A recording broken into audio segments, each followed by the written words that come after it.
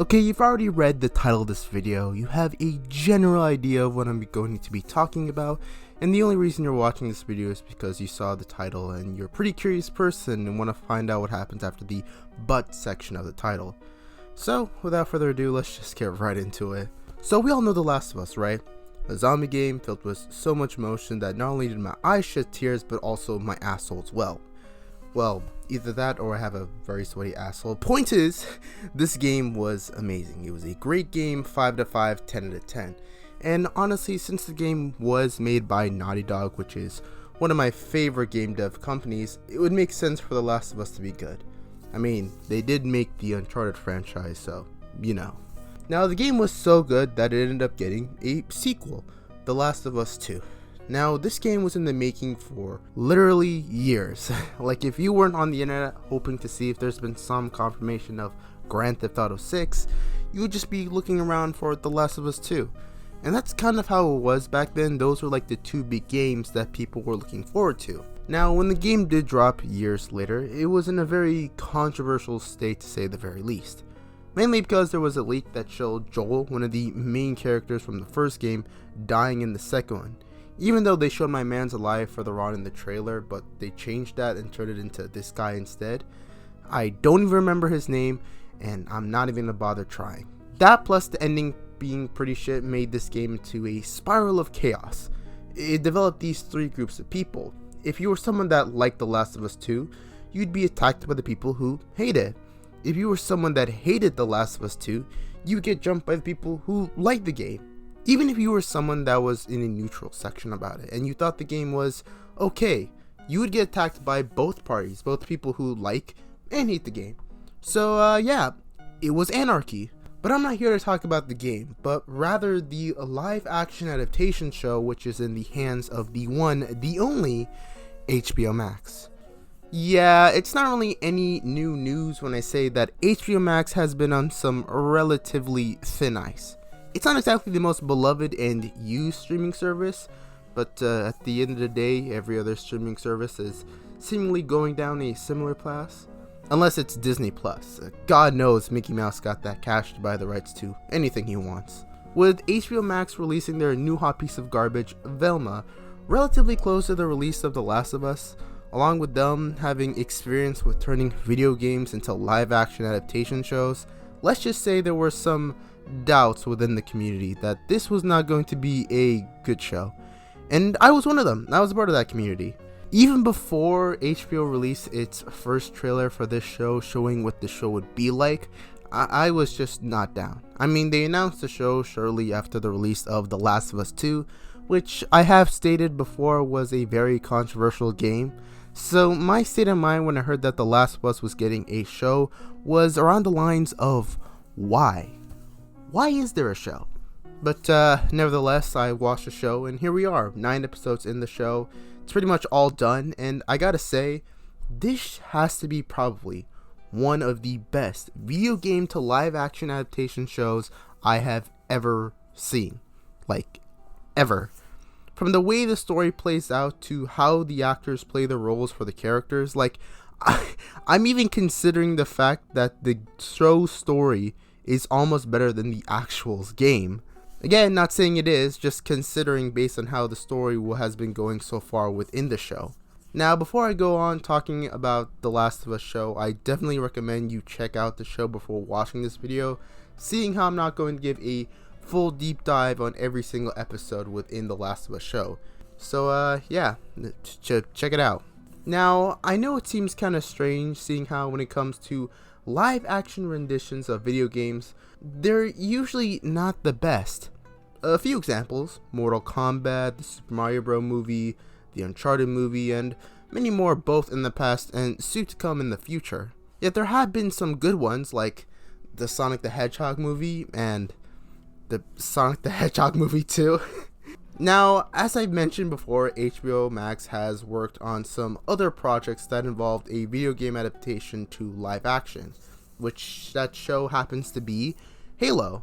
Now, I'm going to say this now, I'm not big when it comes to Halo, mainly because the only Halo game that I ever played was Halo Infinite, and you know, there's also the fact that I never played any other Halo game growing up. I was more of a PlayStation and Nintendo kid, not so much an Xbox, so I never really truly felt the same pain and level that these Halo fans felt when they watched the show. As a matter of fact, I thought the show was pretty decent. Forgive me, any Halo fans that are watching this video, go easy on me in the comments section. Now, if I'm putting my head in the mind of a Halo fan, and I'm just reading the reviews people left, apparently the show was completely original. Like, the story itself is just all from an original perspective. Like, HBO Max just took the general plot and idea of Halo and just changed everything up, and there's not really this big shroud of original story from the actual game, which I guess in a way kind of makes sense, seeing how Halo has dozens of games within the franchise. It's not an excuse, like, it doesn't save them from making a shit show, but unlike The Last of Us, which only has 2 games, and the first game itself is pretty much a movie/show, the Halo show didn't really stand much of a chance in the eyes of Halo fans. Now, all HBO had to do was follow the source material of The Last of Us and turn it into a show. Basically what anime animators do when they have a manga and have to turn it into an anime. Pretty simple stuff. But of course, they didn't do that. Not everything is the same as what it was in the game. As a matter of fact, I want to say that it's actually a bit better. There's a lot more details and time spent on explaining more of the situation of the world the characters are in within the story.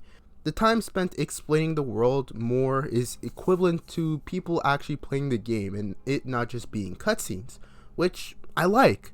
The live action adaptation explains a lot on the backstory and the world and how it became what it is now with the whole zombie infection. As a matter of fact, within the first episode, and I'm talking about like the first 10 minutes or so, the show explains in a great amount of detail of how mutant fungus can actually infect people and there would be no cure whatsoever if the world were to get warmer. And there have been dozens of examples of fungi infecting and controlling smaller bugs as an example. This was the show's way of giving us, the viewer, the explanation on what the zombie infection is really going to be about. And this piece of information given really shows how big their show was going to be. The infection was never really explained within the game other than the fact that it revolved around the lines of fungus. The show also showed some scenes of the biggest aspects of the fungus spreading throughout people's perspective and it just not being about the main characters like Joel and Ellie. Other than that, there have been times where the direction of the story is going to more of an original pace. For example, episode 3 of The Last of Us show is completely original and it's not connecting to the actual game version story whatsoever. The entire episode is dedicated to a character who in the video game version didn't really play that big of a role. The character's name is Bill, who in the game actually just helped out Ellie and Joel in getting a car, and that was about it. There was not this big story behind it. In the show, within episode 3, well, we get a full half an hour or so dedicated to Bill's life during the zombie apocalypse. We get to see Bill fall in love with a guy named Frank, to showing his time with Joel and Tess, to him just ultimately surviving this world. This was actually a really good episode because it changes its pace from being all about the main characters and them constantly being in this big battle for their goals to another. And this episode shows many things from falling in love in the zombie apocalypse to showing what true loss is, even if it's on the hands of zombies or raiders. But I think what makes episode 3 10 times as sadder is the fact that Bill decides to end his life next to his lover Frank. And when Ellie and Joel show up for the car, instead of Bill helping them out, he left a note saying that it's best not to open the doors to the upstairs bedroom due to the smell of their both rotting corpse. And all the stuff that Joel will need are in the house and that he should use the stuff to help out Tess.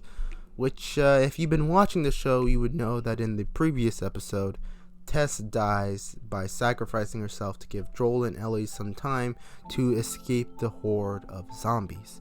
This was the first major direction that indicated that the show wasn't going to be exactly the same as the video game. I mean, there have been a few scene changes like Tess blowing up the museum to help out Joel and Ellie, to a character in the first episode not really getting much screen time or play a bigger role that he had in the video game, to even these extra scenes that gave more context and information to the show. And it's because of the direction and change within the story that I'm starting to like it more than the actual video game story, as I have stated before. I mean, the story part where Joel and Ellie meet Sam and Henry, I loved it a lot, because instead of it just being all about them surviving these raiders with no backstory whatsoever, the show brings out this thing with Henry being an informant and getting someone killed. Then that person's sister wants revenge and leads the sort of hunt for Henry and Sam. And around the near end of the episode, we get introduced to this horde of new zombies that come out of the ground with this new type of zombie. Like, it was a crazy episode. And even the small things I like Tommy being a father in this show version, I really like that. To even these extra scenes that have no real importance whatsoever. And don't even get me started on the sound, audio, and the music. I loved how they added the Last of Us theme song for the opening. That song right there is a straight banger. A banger music plus a cool looking opening is a straight 10 out of 10 in my eyes.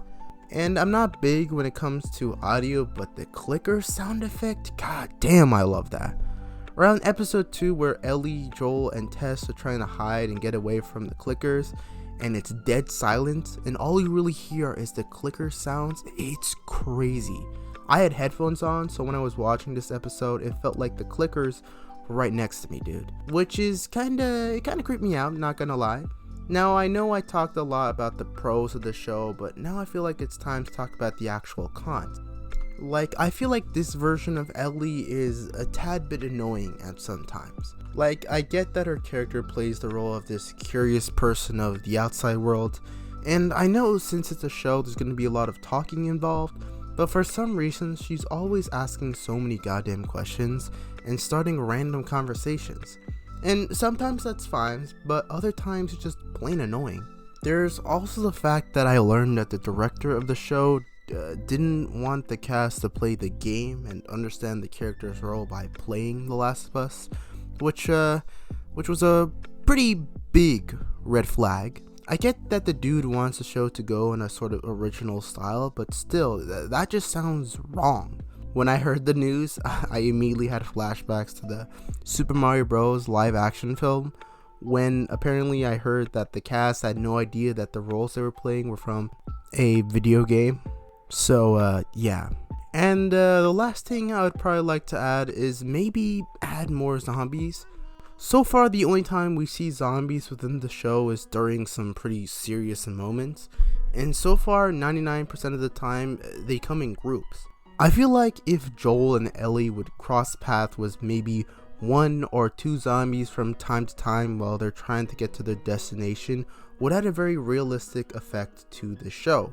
Seeing how the majority of the human race has become zombies, I feel like them crossing the paths with a few zombies here and there when they're in this calm state would be pretty cool in my mind. Would have this sort of jump scare effect, if you get what I'm saying. But hey, that's just me. Other than that, the show itself is pretty great. It's one of the best video games to live action adaptation shows I've ever seen, honestly, and it could be the future of when it comes to video games to live action TV show adaptations. Plus, when it comes to just the zombie genre in general, no contest whatsoever, it's 10 times better than The Walking Dead. But then again, any zombie show is better than The Walking Dead. That's all I have to say for this video. Remember to like the video to push it out more, and while you're at it, why don't you subscribe?